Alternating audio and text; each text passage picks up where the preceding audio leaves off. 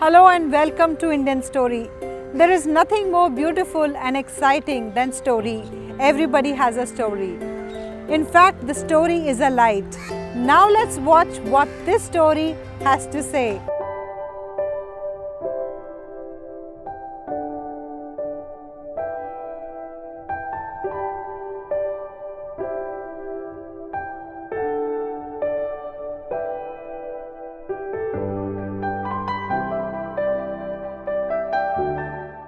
मैं योगेश कंसल, मैं chartered accountant हूँ और पिछले 36 साल से प्रैक्टिस कर रहा हूँ। मेरी बीवी के आने के बाद और उसके बाद खास बच्चों के आने के बाद मेरे काम में बढ़ोतरी हुई।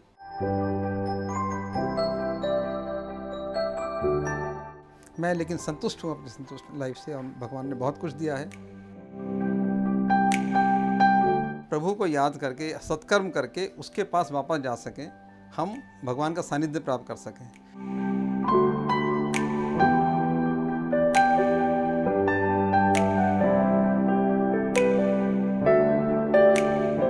जब चुनौतियाँ आए तो भगवान को याद करें तो भगवान सब रास्ता निकाल देते हैं।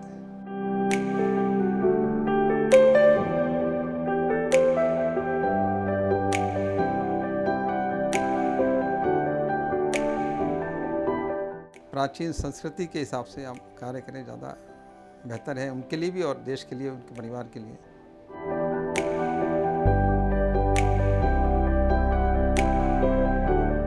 मैं गाजियाबाद का रहने वाला हूँ। मेरे जन्म गाजियाबाद में हुआ और पढ़ाई भी सब गाजियाबाद में कंप्लीट हुई।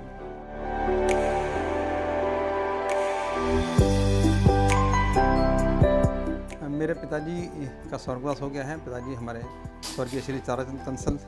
मेरी माताजी का नाम श्रीमती सरला देवी, उनका भी देहांत हो चुका है। 2005 में उनकी देहांत हो गया था और उनसे मैंने शिक्षा ली। बहुत धार्मिक महिला थी।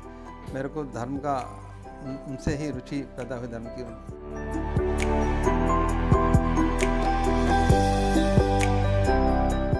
दादाजी का नाम चौधरी पन्नालाल था। उनका देहांत मेरे बचपन में ही हो गया था। 78 में लगभग उनकी डेथ हुई और मैं उस समय मात्र 13 साल का रहा और बड़े पुराने रहने वाले थे गाजियाबाद के और उनसे हमने परोपकार और दान धर्म की शिक्षा हमसे प्राप्त की है। दादी जी का देहांत मेरे जन्म से बहुत पहले हो गया था, तो दादी जी के बारे में मुझे ज़्यादा जानकारी नहीं है।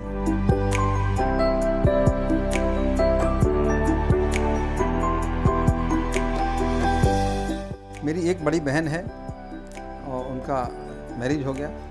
वो सिकंदराबाद यहाँ से पास बुलंदशहर में है। तो उनका जो हस्बैंड हैं श्री दिनेश गोयल जी, तो उनका बिजनेस है। मेरी सिस्टर का नाम मंजू गोयल। मेरे 3 भाई मेरे से छोटे हैं। उसमें मेरे जो सेकंड नंबर के छोटे भाई हैं उनका देहांत हो गया और एक छोटा भाई जो है उसका बिजनेस है यहाँ कास्टिंग का गाजियाबाद में, मुकेश कंसल। और सबसे छोटा अखिलेश कंसल, वो मेरे साथ मेरे काम में हाथ बटाता है।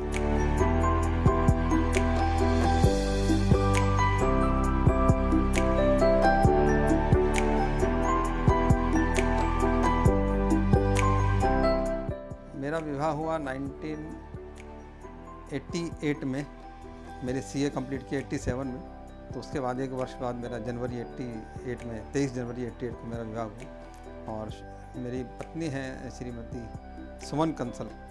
वो मेरठ की रहने वाली हैं और वो भी बड़ी धार्मिक हैं और बड़ी मेरी सहायता करती हैं। तो मेरी पत्नी के आने के बाद उस समय मैं हैंड टू माउथ था लगभग। मैं जब सीए कंप्लीट किया था, काम नहीं था। धीरे धीरे 2-3 साल लगे। खासकर स्पेशली मुझे लगता है मेरी बीवी के आने के बाद और उसके बाद खास बच्चों के आने के बाद मेरे काम में बढ़ोतरी हुई और तब से मैं लगातार उन्नति कर रहा हूँ। तो मुझे लगता है उनका भाग मेरे भाग के साथ जुड़ा है।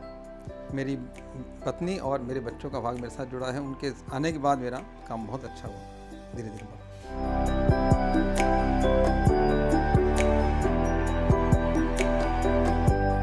मेरे 2 बच्चे हैं।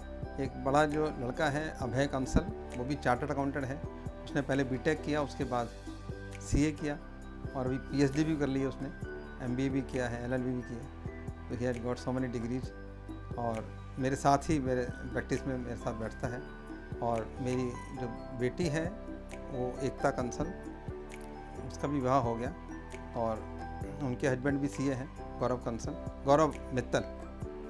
और मेरी जो बहू है वो भी चार्टर्ड अकाउंटेंट है, पल्लवी।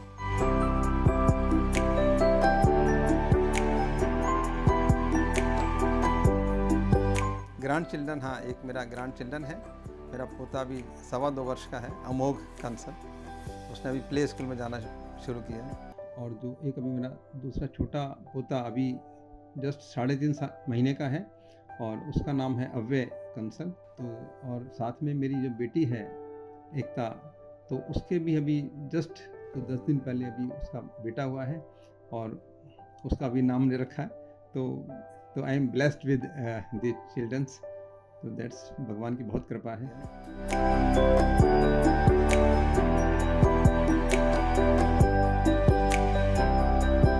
मैंने 1987 में बताया, मैंने सीए किया था। उसके बाद मैंने जॉब नहीं की, सीधी प्रैक्टिस करने का मन था मेरा। मैंने प्रैक्टिस शुरू की, लेकिन शुरू में बहुत स्ट्रगल किया। कम से कम 4-5 साल मैंने कोई काम, मुझे ज़्यादा असाइनमेंट पे काम करता था कहीं से कॉन्ट्रैक्ट पे। और उसके बाद धीरे धीरे लोगों का विश्वास जमा और काम किया, तो आज आपके सामने है। आज मैं लेकिन संतुष्ट हूँ अपनी संतुष्ट लाइफ से, और भगवान ने बहुत कुछ दिया है। इससे ज़्यादा मुझे तमन्ना नहीं थी, उससे जितनी थी तमन्ना उससे ज़्यादा मिला मुझे।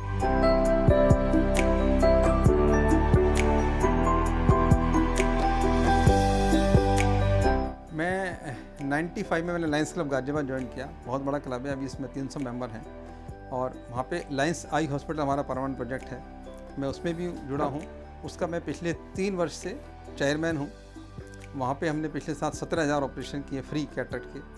और हमारे जो पूरा मल्टीपल है हमारा लायंस क्लब का, उसमें सबसे बड़ा प्रोजेक्ट है हमारा। तो उससे जुड़ा हूँ, भारत विकास परिषद से जुड़ा हूँ, इस्कॉन से भी जुड़ा हूँ, चिन्मय मिशन गाजियाबाद उसमें सेक्रेटरी हूँ, गौशाला से गाजियाबाद उससे भी जुड़ा हूँ। और भी 2-3 छोटी संस्थाएँ हैं, उनसे जहाँ भी प्रयास करता हूँ, जहाँ भी सोशल सर्विस करने का मौका मिलता है, मैं प्रयास करता हूँ जुड़ने का। और जहाँ भी धर्म कर्म का होता है करते हैं।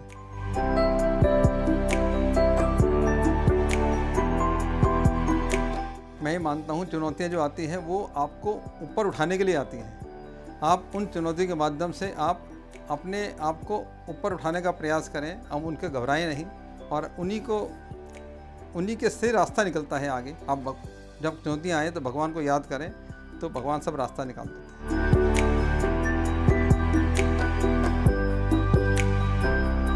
जो हमारी आचार्य हैं, उनसे मुझे मिली प्रेरणा कि मैं इसमें वेदांत के में आगे चलूं।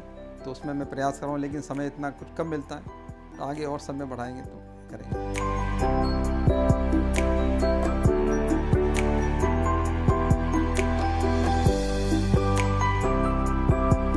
मैं धर्मशास्त्र में मैं मानता हूँ सब कुछ जो है वो ईश्वर का दिया हुआ है। और हम कर्म सिद्धांत पर विश्वास रखता हूँ, जो आप जैसा कर्म करेंगे वैसा आपको फल मिलेगा।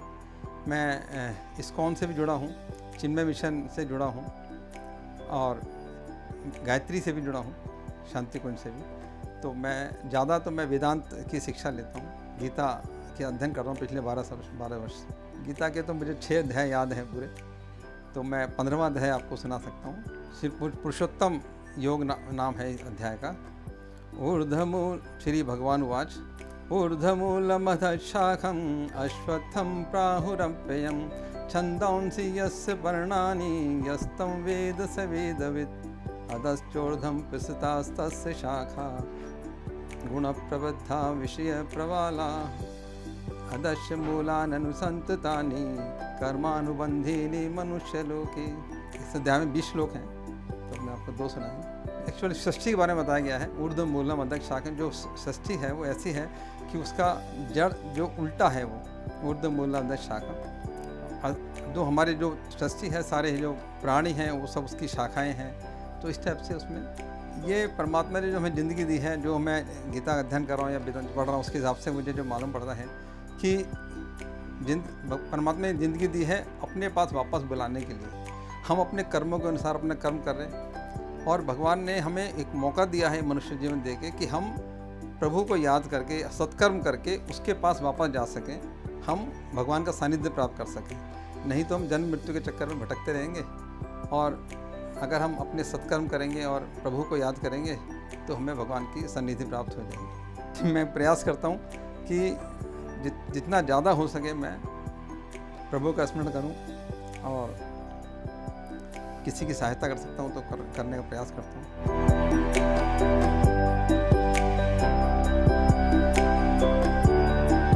मेहनत से काम करें, मेहनत ही है और भगवान के ऊपर छोड़ दें बाकी।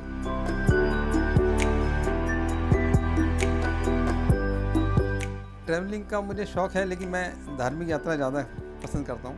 वैसे मैं 98 में लायंस क्लब से जुड़ा हुआ हूँ, तो लायंस कन्वेंशन में गया था मैं बर्मिंघम, और साथ में यूरोप में स्विट्ज़रलैंड, जर्मनी, फ्रांस गया था। उसके बाद मैंने हांगकांग, मकाऊ गया था, दुबई भी गया था। अभी पीछे बच्चों के साथ हम बाली गए थे, श्रीलंका भी गए हैं। देश में साउथ में केरला, कोच्चि और चेन्नई, बाकी इधर हिमाचल साइड में सारा हिमाचल है, पंजाब, हरियाणा, राजस्थान, काफ़ी जगह।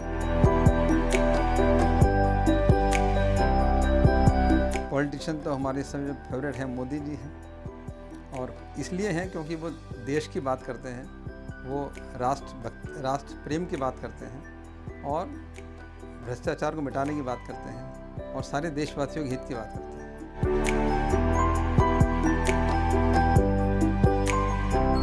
फिल्म और संगीत का मुझे शौक़ नहीं है। पहले भी, अब मैं बहुत कम देखता था, आजकल तो मैं बिल्कुल, बच्चे कभी कहते हैं साल में एक आवाज़ चला जाता हूँ, वो भी मैं उनके साथ निभाने के लिए चला जाता हूँ, वैसे मैं जाता नहीं। और संगीत भी मैं ज़्यादा भजन या वही सुनता हूँ, मैं ज़्यादा वो मेरे गाने नहीं सुनता ज़्यादा। भगवान मेरी नैया उस पार लगा देना, अब तक तो निभाया है, आगे भी निभा देना।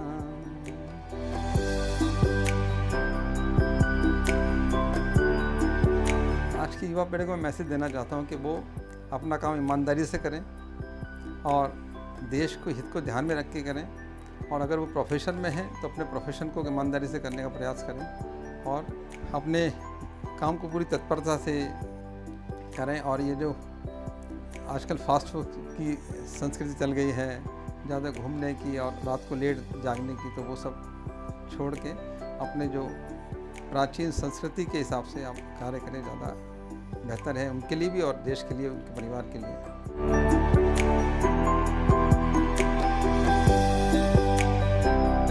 इंडियन स्टोरी के साथ मैंने जो इंटरव्यू दिया उसमें बड़ा अच्छा लगा, और ऐसे इंटरव्यू से आदमी को अपने बातें कहने का मौका मिलता है और सब तक अपनी बात पहुंचाने का मौका मिलता है। ये अच्छी चीज़ है।